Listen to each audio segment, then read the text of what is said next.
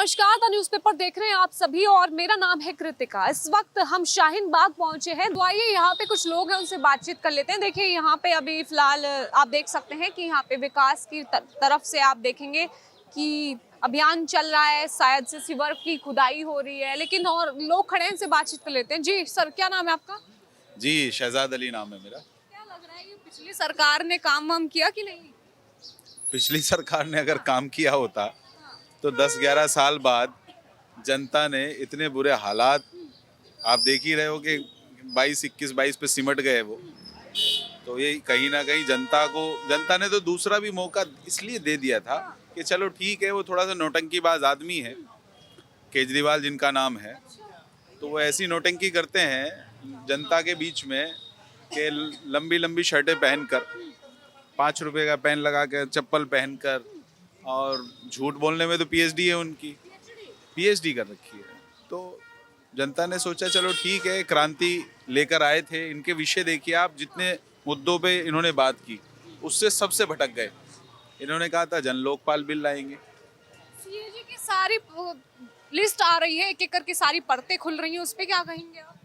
वो तो सच है। सच है। दिल्ली की जनता इस बात को, हम लगातार दिल्ली प्रदेश की तरफ से जो हमारे माननीय अध्यक्ष जी हैं वीरेंद्र सचदेवा जी, उनकी लीडरशिप में लगातार धरना प्रदर्शन होते रहे हैं उसी काले कानून के खिलाफ जो ये लेकर आए थे, शराब की जो नीति थी, और बार बार आवाज़ उठाई गई थी और कहा गया था कि ये गलत है और ये भ्रष्टाचार है, और वो निकला। आज सीएजी की रिपोर्ट ने तय कर दिया, वो कहीं ना कहीं उसमें भ्रष्टाचार, और इनके सारे जितने विधायक हैं अभी जो जीत कर आए 22, वो भी, जो उससे पहले थे जो हार गए, वो सारे विधायक की भी जांच का विषय है। चाहे जैसे हमारा एक विधायक है यहाँ पे अमानतुल्लाह खान, आप देखिए किस तरह से जो है ना, लगातार 10-11 साल से इलाके के आप हालात देख लीजिए। इलाके के अंदर आज भी हम बेसिक कामों के लिए रो रहे हैं, सड़कें नहीं है हमारे पास प्रॉपर। तो कह रहे थे दिल्ली को लंदन पेरिस बनाएंगे। लंदन पेरिस मतलब आपके सामने ही है, ये देख लीजिए हालात। 11 सालों में क्या लंदन पेरिस जैसा नहीं बना? लंदन और पेरिस तो बहुत दूर की बात है। दिल्ली, स्वच्छ दिल्ली की जो बात थी, जो यमुना नदी को साफ करने की बात थी, उन्होंने खुद भी एक्सेप्ट किया है कि मैं नहीं कर पाया, अरविंद केजरीवाल ने। या मोहल्ला क्लिनिक की अगर आप बात करें, उसके ये सामने आपको मैंने दिखाया भी था, हालात आप देखिए कितने बुरे हैं। 3-4 मोहल्ला क्लिनिक यहाँ मुश्किल से थे, उसमें भी हालात क्या है, एक बंद पड़ा है, एक दो जो खुले हैं उनमें प्रॉपर दवाई नहीं है। अभी बंद हुए हैं, लेकिन कहा जाता था कि अरविंद केजरीवाल खुद कह रहे थे इससे हर एक घर का 25,000 रुपए बच रहा है। मैंने कहा ना, वो झूठ की पीएचडी है, मास्टरी उनके पास है, और ऐसा झूठ बोलते हैं एकदम कि जनता को बस वो बेवकूफ़ बनाने की बात है नीति। अगर इतनी बेहतरीन ये सर्विस और लोगों को फ़ायदा था तो आपको नकार क्यों दिया जनता ने? दिल्ली की जनता ने आपको दिल्ली से भगाने का जो काम, हराने का जो काम किया है, क्यों किया है? कहीं ना कहीं आपके वादे झूठे थे, आपकी जो बातें वो झूठी थी। आपने जितने भी वादे किए दिल्ली की जनता से, मुझे एक काम बता दो आप, एक काम दिल्ली के अंदर क्या इंफ्रा पे कोई काम हुआ है? आप शिक्षा मॉडल बहुत अच्छा है, शिक्षा नहीं, शिक्षा मॉडल में क्या अच्छा कर दिया उन्होंने? 2-4 स्कूलों में जो रिनोवेशन किया है उसमें भी भ्रष्टाचार निकलेगा कि रिनोवेशन कितना हुआ है और पैसा कितना लगा है।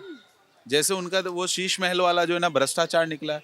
45-50 करोड़ रुपए का शीश महल उन्होंने अपने लिए बनवाया, और वो बात करते थे ना तो मैं बंगला लूंगा सरकारी, ना मैं बड़ी गाड़ी लूंगा, ना मैं सिक्योरिटी लूंगा।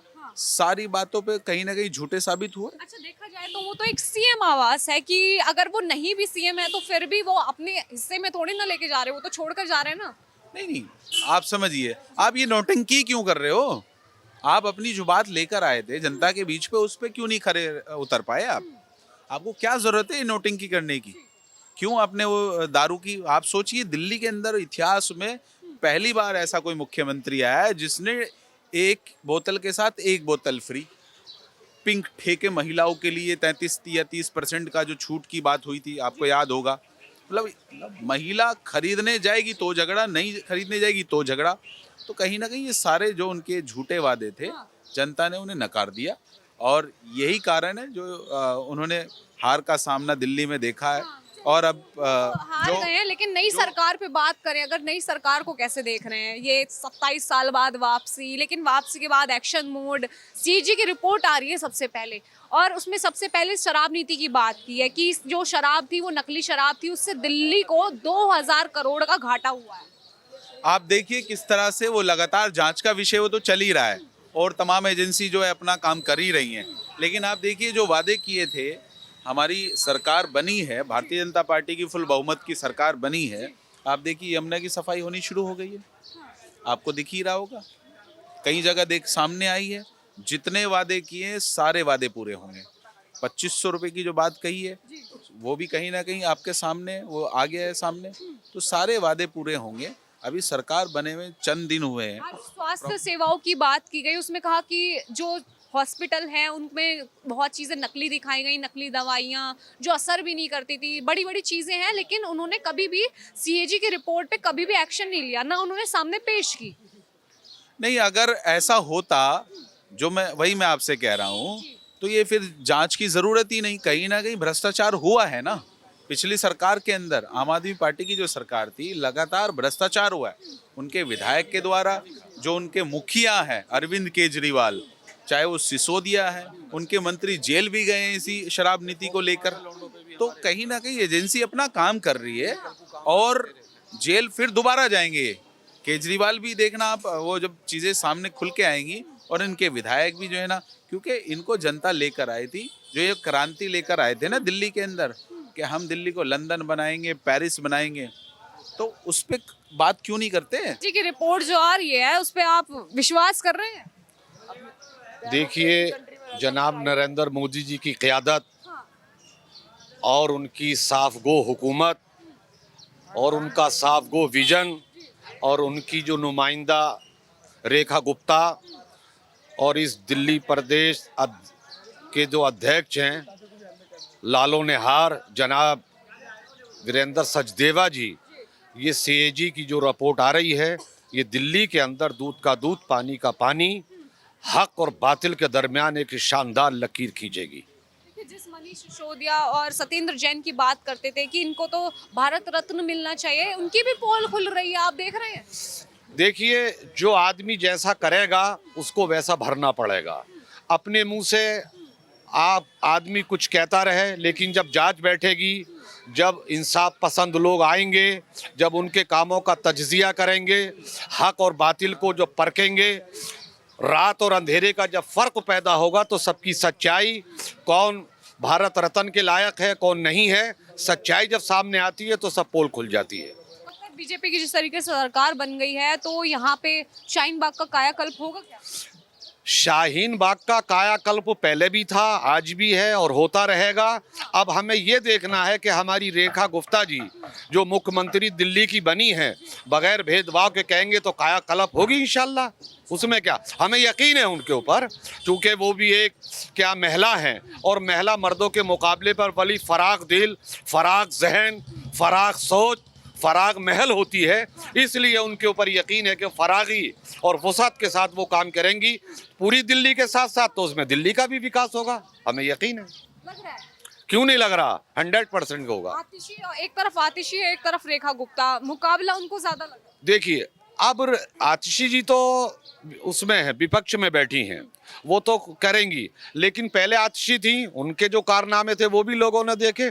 अब चूंकि देखना है रेखा गुप्ता साहब को, कि वो साहिबा को, कि वो किस अंदाज से लेके चलती हैं, जो खुसूसियत के साथ गृह मंत्री जनाब अमित शाह जी ने और नरेंद्र मोदी जी ने जो उनको पैमाने दिए हैं, वो उन पर उतरना है। और 27 साल का जो वनवास था, जो घोर घटाओं से निकल कर के अब वो पहुंचे हैं यहाँ तक, तो उनके लिए भी चैलेंज है कि वो शानदार, शफाफ, बगैर किसी भेदभाव के काम करें, तो हम उनके साथ खड़े थे, खड़े हैं, खड़े रहेंगे। अच्छा, क्या लगता है शाहीन बाग की सबसे बड़ी चुनौतियाँ क्या हैं? यहाँ पर विकास की कमी है, तो और उसके अलावा क्या क्या कमियाँ हैं विकास में? आप क्या देख रहे हैं कि क्या होना चाहिए विकास? देखिए, एक तो ये कहते हैं जब कोई विकास का, बहरहाल दिल्ली सरकार की तरफ से जो भी योजना है लगभग वो सब मिलती हैं, आती हैं, और बहुत सारी योजनाएं ऐसे तो पूरी दिल्ली के अंदर कहीं ना कहीं हैं, क्योंकि गैर अतुराई ये कॉलोनियाँ हैं, तो जाहिर सी बात है कि जो ऑथराइज हैं उनके मुकाबले पे हैं, तो वो सब जानते हैं कि कितना बजट मिलता क्या होता है। लेकिन ये भी है कि उन सारी चीज़ों को, उन सारी रुकावटों को तोड़ते हुए और उनसे दूर होते हुए रेखा गुप्ता जी हमारे इस इलाके में पूरे ओखला विधानसभा में भरपूर काम कराएंगी। लेकिन कहा ये जा रहा है कि हम दिल्ली का बजट बहुत घाटे में चला गया, कम हो गया, 2500 कैसे देंगी फिर वो? देखिए, वो सब चीज़ें पूरा करेंगी। जब उन्होंने कुछ कहा है मोदी जी की क़यादत में, तो ये सारी चीज़ें जब आई हैं तो वो सब करेंगी। ये ना आपका सोचने के ऊपर है ना मेरे सोचने के ऊपर है। उन्होंने वायदे किए हैं, वो कहाँ से लाएंगे पैसा, किस तरीके से होगा, वो सब पूरा करेंगे। ये सरकार, ये जो काम है बीजेपी ने शुरू करवाया है, क्योंकि उससे पहले शुरू हुआ था या नहीं हुआ? नहीं, ये पहले से काम चल रहा है, इलेक्शन से पहले से चल रहा है। आम आदमी पार्टी कह रही है कि बीजेपी का काम ही यही है, अपना नैरेटिव सेट करना, जो पार्टियां उठ रही हैं उनको ईडी ईवीएम इस तरीके से दबाने का काम कर रही है। देखिए, ईडी या ईवी का कोई नहीं है, वो चुनाव हुआ था, इलेक्शन कमिश्नर ने इसका चुनाव कराया और सारे लोग, उन्होंने भी ताकतें लगाई, इन्होंने भी ताकतें लगाई और ये 2 दफ़ा पहले जीते थे, तब भी वही सारी चीज़ें थी। अब जीत करके आए तो ये आरोप गलत होते हैं। इन आरोपों के ऊपर कोई हैसियत नहीं है। जो जीत के आया है वही शेर है, वही सभा शेर है। आतिश जी कह रही कि हमें सदन में नहीं जाने दिया जा रहा और ना ही राष्ट्रपति से मिलने दिया जा रहा, इस तरीके से हमको डराने की कोशिश कर रही है कि बीजेपी? नहीं तो बीजेपी क्यों उनको कोशिश करेगी डराने की? उन्होंने वक्त मांगा है, उन्होंने लेटर लिखा है, उसका जवाब आने का इंतजार तो करें। वो खाली राष्ट्रपति जी को इन्हीं के लेटर का इंतजार थोड़ी कर रही है कब आतिशी भेजें और मैं फौरन उनको बुला लूं। तो अभी जवाब मिलेगा, चूंकि पूरे मुल्क का मसला, बड़ी मसरूफियत है, मशगूलियत है, उसके बाद वो जवाब देंगी तो मिलने जाएं। अभी से अफवाह फैलाने की मैं समझता हूँ ज़रूरत नहीं है। जी, और लोगों से बातचीत कर लेते हैं। सर, क्या नाम है आपका? मोहम्मद कासिम। क्या लग रहा है बीजेपी की जिस तरीके से सरकार बनी है, काम वगैरह करेगी उस तरीके? हाँ जी, करेंगे करेंगे। करेगी, उम्मीद है आपको? जी जी, क्या क्या चुनौतियां हैं यहाँ की और दिल्ली की? बस अच्छा काम करना चाहिए और बाकी तो मुझे कुछ नहीं पता। अच्छा काम करना चाहिए सबके लिए। हाँ जी, गरीबों के लिए सब। और क्या? और आप क्या देख रहे हैं, आने वाले 5 सालों में दिल्ली का विकास होगा या फिर वही जो वादे थे वो वादे बने रह जाएंगे? देखिए, दिल्ली में भारतीय जनता पार्टी की सरकार बनी है फुल बहुमत से। जो वादे किए हैं वो सारे वादे पूरे होंगे। लेकिन आप देखिए, ओखला विधानसभा के अंदर सरकार बनते ही आपके सामने रिजल्ट सामने है, किस तरह से काम चालू हो गया है। 11 सालों के अंदर इतनी तेजी से काम नहीं किया कभी विधायक अमानतुल्लाह खान ने, जितना वो सरकार बनते ही एक्टिव मोड पे नजर आ रहे हैं। कभी वो सड़क, कभी ये सड़क, कभी वो सड़क। तो ये काम इसीलिए जनता ने उनको चुना है, और जो इससे पहले सरकार थी इसीलिए चुना था, लेकिन वो अपने मुद्दों से हमेशा फेल रहे हैं और नाकाम साबित हुए हैं, इसलिए जनता ने नकार दिया। सिंपल है। दिल्ली की जनता सर्वोपरि है। देश की, दिल्ली की, किसी भी राज्य की जनता ही जो है ना जनार्दन होती है, वही चुनती है, वही हराती है। तो काम करने के लिए तो चुना है ना भाई। अगर इसी तरह से काम होता तो आज इस विधानसभा के हालात इतने बुरे ना होते कि लोग बेसिक कामों के लिए परेशान हैं। अभी मैंने आपको एक एग्जांपल दिया ना कि यहाँ पे एक जच्चा बच्चा केंद्र नहीं है, हॉस्पिटल की जो बात वो कर रहे थे वो तो बना ही नहीं है, स्कूल बना ही नहीं है। तो ये इतने 11 सालों में ये 11 काम इन्होंने जो बातें कही उसमें से 1-2 भी तो नहीं कर पाए। अच्छा, देखा जाए तो 8 ही दिन हुए हैं अभी, मतलब 10 दिन हुए हैं अभी बीजेपी को शपथ लिए हुए, 8 और 28, आज से केवल 10 ही दिन हुए हैं। क्या देख रहे हैं आप, 8 दिन में ही एक्शन है या फिर बाद में फिर हवाई बातें रह जाएंगी? फुल बहुमत की सरकार है तो एक्शन में तो रहेगी। और जितना भी लॉ एंड ऑर्डर का मसला है दिल्ली का, खास करके हमारे इलाके के अंदर जो आए दिन बिना वजह की जो वारदातें होती हैं। अभी मंडी का एक मसला हुआ शाहीन बाग मंडी के अंदर, वहाँ पे नॉर्मल वो दुकानदार, उसके सामने कोई ठेले वेले वाले, वो सब उसको हटाने के लिए तो उस दुकानदार को इतना मारा और उसमें बीच में कोई छुड़ाने वाले आए तो उसका अंगूठा काट दिया, वो उठा के मत ठेले पे से जो ये नारियल वाले रखते हैं वो सब अपने हाथ में। तो इस तरह से लॉ एंड ऑर्डर पूरे इलाके में ख़राब है। शरीफ लोगों के साथ मारपिटाई, झगड़े, यहाँ क्रिमिनल एक्टिविटी के जो लोग हैं, तो लॉ एंड ऑर्डर तो पूरी तरह से टाइट रहेगा, चाहे वो ओखला के लिए हो, पूरी दिल्ली के लिए हो। खास करके मैं अपनी विधानसभा की बात कर रहा हूँ, क्योंकि जो यहाँ पे तबका रहता है, पढ़ा लिखा तबका रहता है, शरीफ लोग रहते हैं, जॉब करने वाले लोग रहते हैं, लेकिन चंद लोगों की वजह से ऐसा कहा जा रहा है यहाँ पे स्नैचिंग हो गई, वारदात होंगी, इस तरह के मामले बढ़ रहे हैं, उन पे कुछ एक्शन लेगी सरकार? इसलिए सरकार तो एक्शन लेगी, इसलिए बड़े हैं कि विधायक अमानतुल्लाह खान ने ही पाल रखे हैं यहाँ पे तमाम जो यहाँ के ये माफिया है, जैसे वो बिल्डिंग तोड़वाते हैं। अभी वो आज भी एक कोई केस हुआ है। तो अगर 11 सालों में एक बार, 11 बार तो छोड़िए, वो लड़ाई हमने लड़ी है, ऑन रिकॉर्ड है, आप देखिए जाके, आज तक यहाँ का विधायक एक लाइन नहीं बोला। जो लोगों के घर तोड़वा के वो ब्लैकमेल करते हैं, उनसे एक्सटॉर्शन करते हैं, मीटर लगाने के नाम पे जो है ना वो लाखों रुपए लिए जाते हैं। एमसीडी में सरकार उनकी है, बीएसईएस में वो बैठे हैं। क्यों देगा लाखों रुपए आदमी अपने मीटर लगाने के लिए? मुझे बताएं आप। मीटर का जेन्युइन जो चार्ज है वही देगा ना, लाखों रुपए क्यों देगा वो? हैं? और विधायक अमानतुल्लाह खान अगर ईमानदार हैं तो क्यों नहीं बोलते इस मुद्दे पे?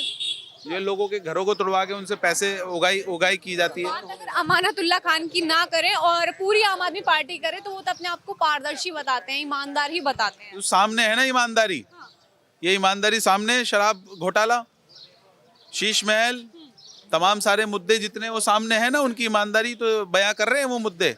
जो आज सामने आ रही है रिपोर्ट, चाहे सीएजी की रिपोर्ट हो, चाहे वो शीश महल हो, चाहे कोई भी मुद्दा हो, तो वो सारा कहीं ना कहीं वो ईमानदारी तो बयां कर रही है। कितने बड़े ईमानदार थे वो। तो देखिए, ये थे दिल्ली की जनता जिन्होंने साफ तौर पर कह दिया कि जो सीएजी की रिपोर्ट आ रही है वो उस पर विश्वास करेंगे, क्योंकि आम आदमी पार्टी ने दिल्ली को 11 सालों में पीछे धकेल दिया और विकास के नाम पर कुछ नहीं दिया। अगर ये रिपोर्ट आपको पसंद आए तो कमेंट बॉक्स के जरिए हमें जरूर बताइए।